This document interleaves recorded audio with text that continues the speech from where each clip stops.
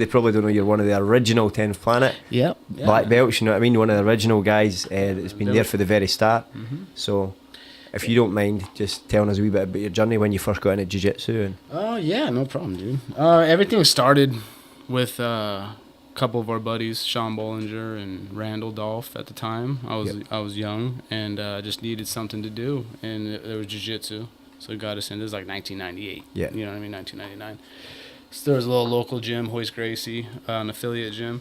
It was pretty cool, man, because the guy that actually was teaching at that gym was Hoist's MMA coach for his boxing. That's cool. The jiu-jitsu started a little bit before that, you know, with a guy named Craig DeLeo. We used to go train with him on the outsides, like to his house. He had some mats, and some cool-ass mats, man, in his living room, and he's, you know, really cool. So we go up there, and I mean, I'm just a white belt. I'm a kid. What year, Jink? That would have been... That was 98. 98, fucking hell. Yeah, so...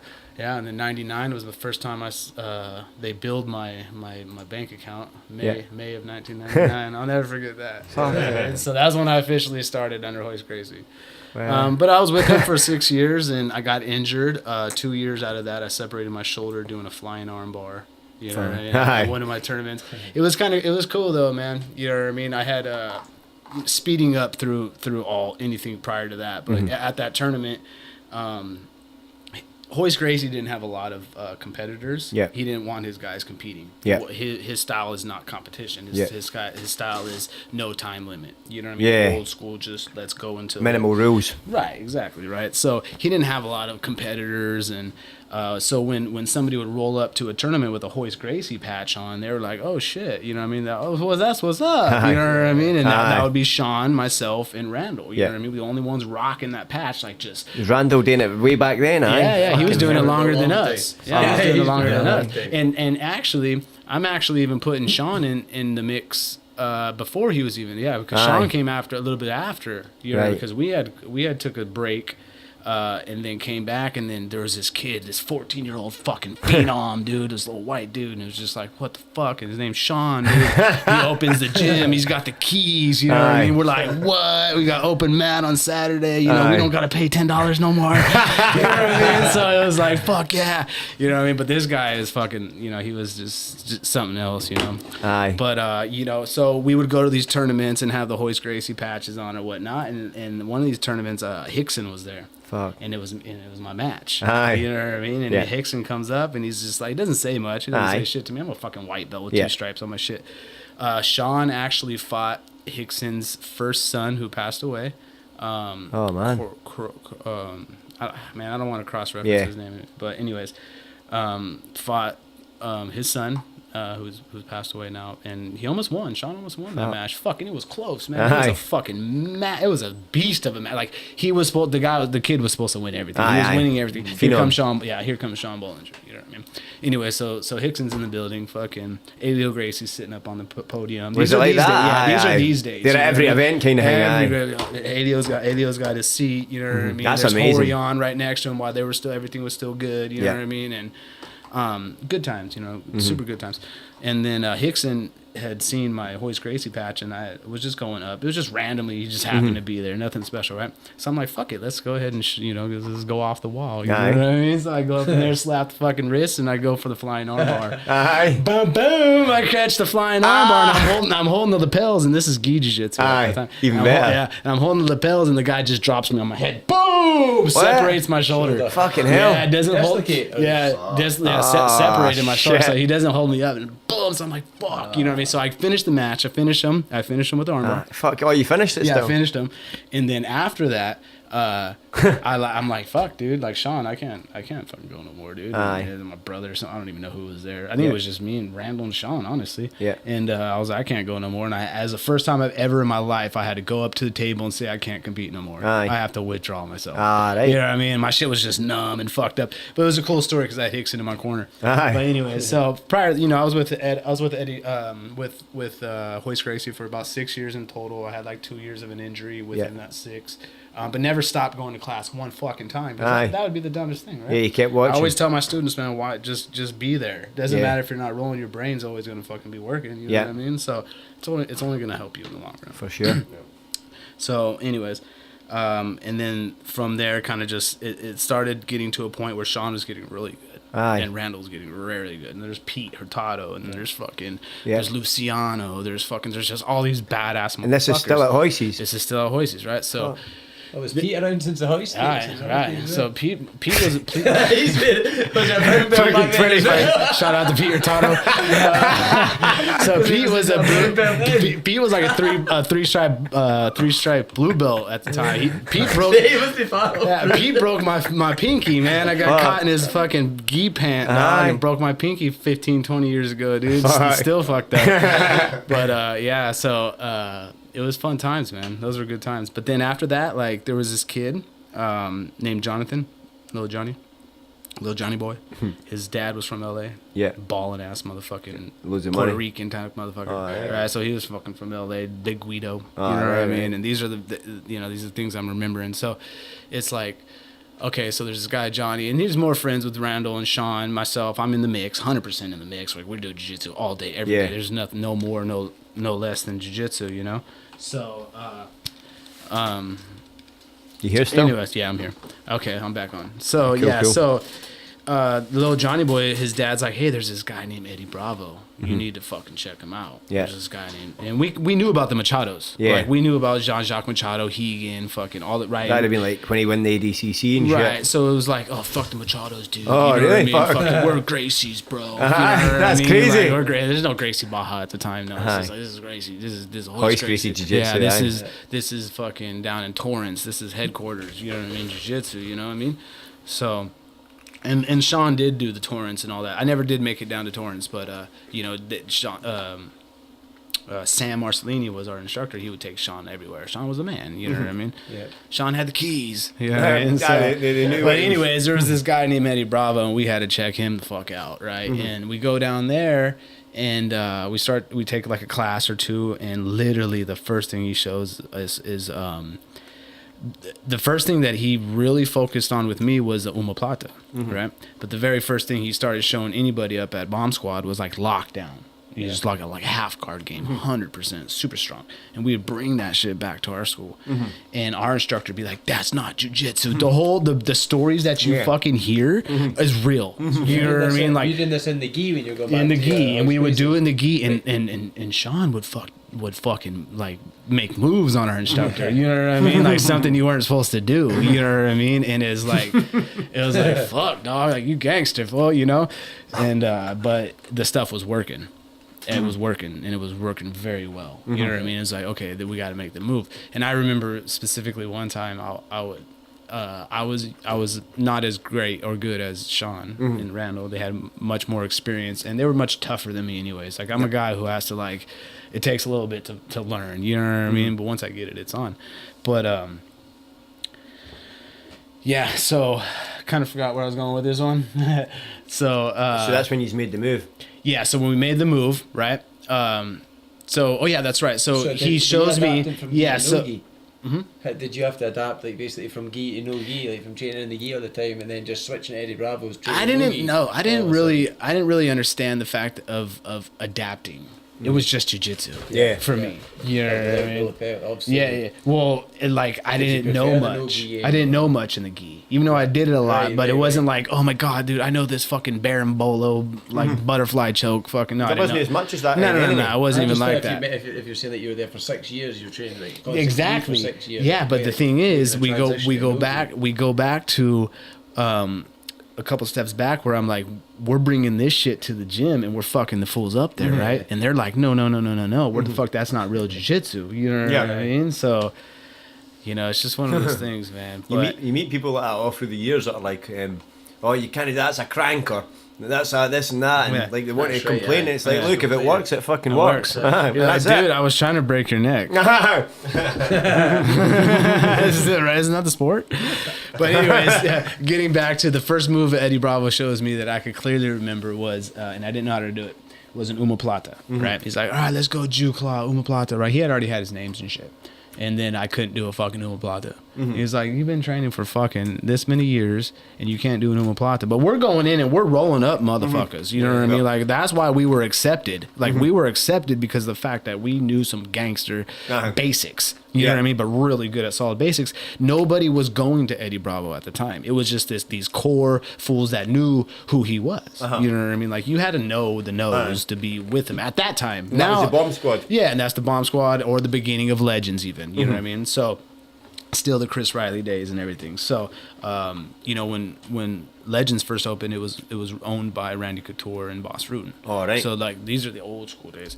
But anyways, I was doing that omoplata, and he's just like, dude, what the fuck you doing? You know, and I just clearly remembered that. And I'm like, I don't know how to fucking do it. And he showed you. Yeah, I don't know how to fucking do it.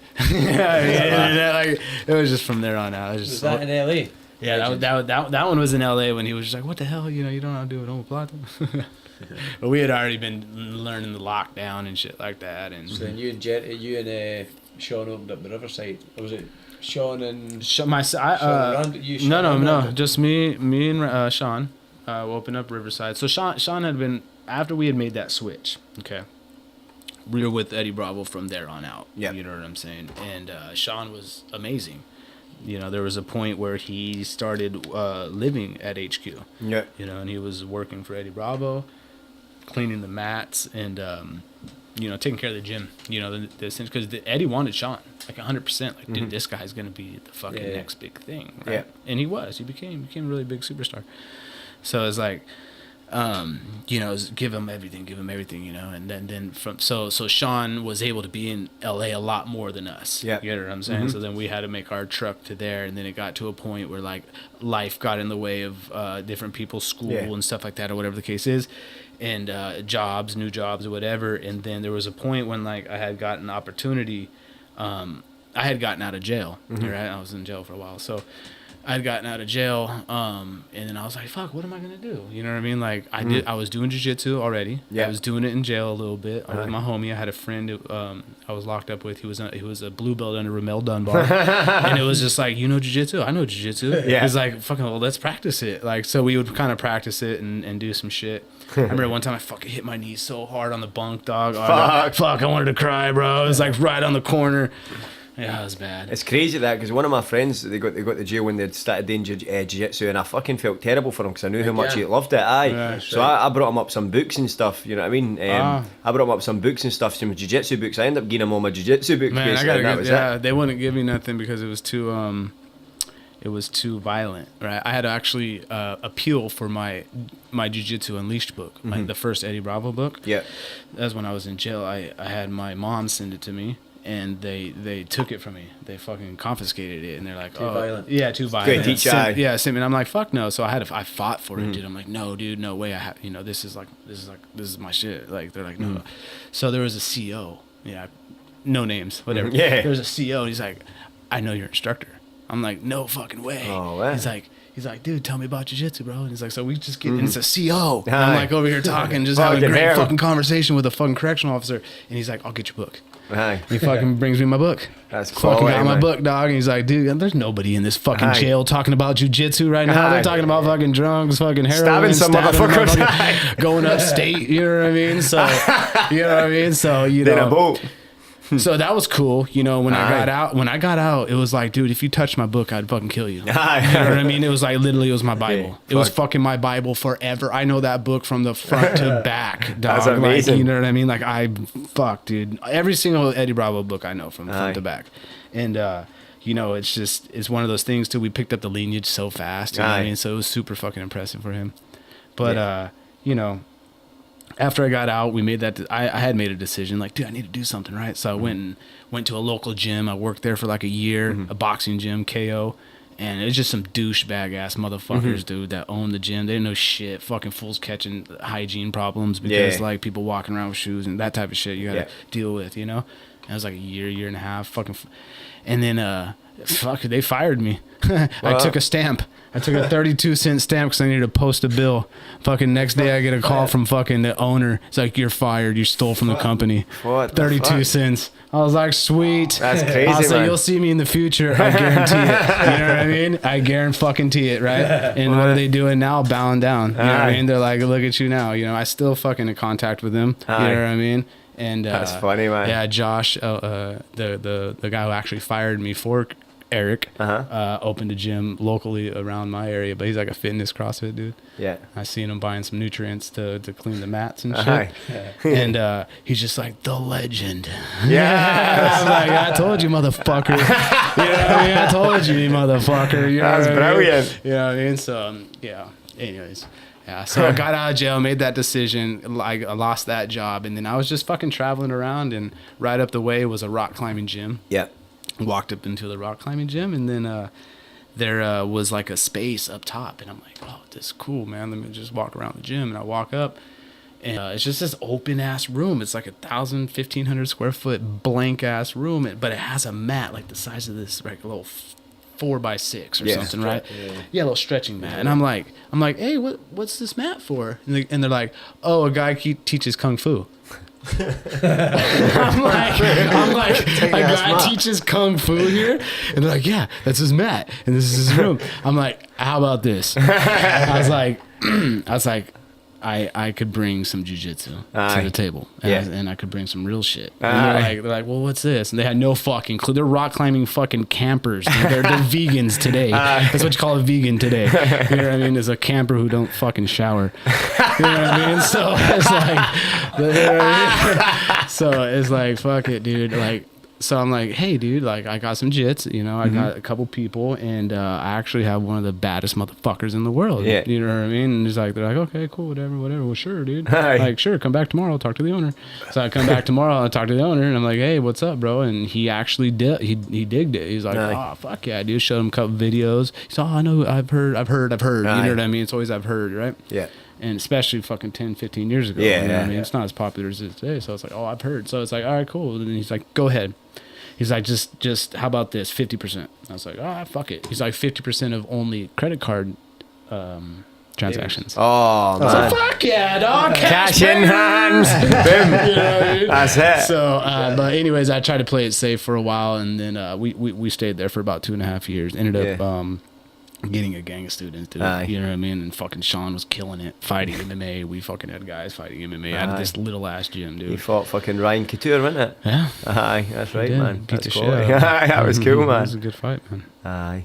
Second round? Actually, he tapped him at the end of the second. Aye. He went to sleep, but it was like right on, Aye. kinda, Right at the he went bell. to On the sleep bell. at- He went to sleep like 2 seconds before that bell. Yeah. See, the thing is, they shouldn't actually let you continue. Oh, after- fucking after right. that I knew point, they he wouldn't. goes, I think "Ah, just shit's because done." knew they wouldn't. The refs are If better you go now. back to that fight, they gave Ryan Couture about 2.5 minutes to rest before they Yeah. came out to the That's third round. crazy, Yeah, they stopped the clock, they erased it, fucking, they let him just sit there and fucking rest up for like at least, it was like 2 minutes. After Proper your brain- bullshit. see, after your Shows you how brain much influence folk shuts can down have. like that, though, and you go limp, you should be taking no more shots for Aye. like minimum 30 days, whatever. You know what I mean? Like, you can't then go back into the fight and say, oh, get Aye. cracked with the heat again. You know what I mean? It's just. That's not Right. good for you. Aye, aye, that's right. Aye, so you got that gym. What was that? The Yeah, Was that so Riverside? I take it that was Riverside. yeah, so that was the Hangar 18, which is the rock climbing gym, and then after that we expanded to that big Riverside. Riverside. that's the one I've been I there. went- that's the Yeah, one I went you to took me first there time when I was out. We went and visited. Is that right? Aye, Aye, to the that's old right. place. When you had Corona the very Yeah. first time, because That's right. I think I was like Me and Cammy 2000 went out there. 2012, 2013 or something. I first Yeah, came out. right. And started training. No, Me and 2013. I think me and Cammy went out in 2011. And that was like March 2013 when I came out. Yeah, Shit, say I not- went out not- 2011. Yeah, That's when me because and it was Cammy came out. fucking. 3 weeks we went out. Corona's like 6 years old or some shit. Aye, Yeah, Corona so- was fucking awesome, man. the first Corona Aye, was beast. Yeah. taco stop. Yeah. Taco stop around the Shout out corner. to Taco Stop. Fuck, man. Yeah, so basically, we moved into that Corona, man. So I'm here today. I mean, we moved into that Riverside and had a good run over there, and everyone grew up, and they There's all a want. Nutri shop, like, Yeah, we had a on Nutri next shop door, inside Bel Air, there, and wasn't it? and everyone just decided to grow up and maybe part certain ways, and we all kind of did, and I opened up Corona. Yeah. Long story short. Aye. You know what I mean? Yeah, without fucking right. getting into too many Aye. hatred details. But yeah, man, long story short, it's like, you know what, dude, I could do this shit myself. Eddie Bravo Yeah. fucking had believed in me. He's Yeah. like, Jeremy, what the fuck are you talking about? You were my student already. Aye. Like, fuck, you're my student already, dog. Like, It's you're- been like 10 years. yeah, like he's like, you don't need nobody, you don't need nobody. It doesn't matter if Sean's the best in the world or this guy has, you don't need it. Aye. You just need yourself, and Yeah. you need to believe in yourself. So I Always was on like, the mat, putting in yeah, work. like, fucking... dude, come on now, dude. You know what I mean? So I've gotten every single belt from Eddie Bravo, from white, blue, purple, brown, black. Actually, I mean, I went into them with some experience at a white belt, but for the most part, it is blue, purple, brown, and black. One stripe black going on my second. So, you know, it's full lineage. Yeah. It's full fucking lineage, man. But then after I left that Riverside, opened up Corona and never looked back. You know what I mean? I fucking expanded 5 gyms since there. I got fucking Amsterdam, got Ireland, Corona, Nebraska, New Caney, Texas. You know what I mean? These are all gyms that, you know, I have some sort of influence in, or I own it. That's fucking class. You know, and the Amsterdam boys are competing quite a lot in the scene as well. They're doing well, man. They're doing really well. Crushing it, man. That was the goal, is to bring something new to their culture. Yeah. You know what I mean? Like when I visited Amsterdam like 9 years ago, right? Yeah. Just Sean and myself, I did a couple seminars up in Birmingham and Darlington and fucking London and all that shit, right? And then we jumped over to Amsterdam just for a fucking vacation. Yeah. And I went over there, I'm like, dude, this is fucking gangster. Obviously, we're the biggest stoners in the world. You know what I mean? Like fucking... I'm like the stoner of the century, dude. So it's like, fuck, this is home, right? So I'm like, I want to come back.